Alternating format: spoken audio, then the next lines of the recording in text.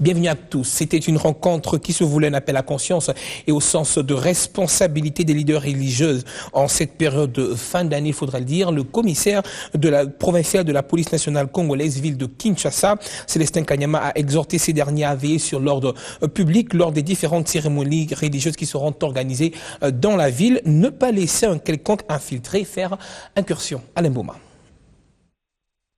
La sécurité de la population et leurs biens, la police nationale congolaise y tient, surtout en cette période de festivités.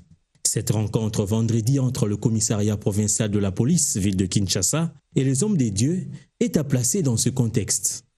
Une sorte de rappel à l'ordre pour éviter que l'exercice du culte devienne attentatoire à la sécurité de l'État et des autres. Le culte doit être exercé dans les milieux prévus à cet effet. Ce qui implique que tout rassemblement des fidèles de quelques obédiences sous forme de veillées de prière ou autres sur la voie publique et en dehors des lieux appropriés doit faire l'objet d'une information par écrit auprès de l'autorité politico-administrative compétente. L'exercice du culte ou des manifestations religieuses ne doit pas avoir pour effet de bloquer tout passage public, empêchant les riverains d'accéder à leur domicile. Message bien compris par les récepteurs. Nous avons été invités pour un échange. Il s'agit là de la gouvernance participative. Il n'y a pas de grief qui était dressé contre nos instituts personnels.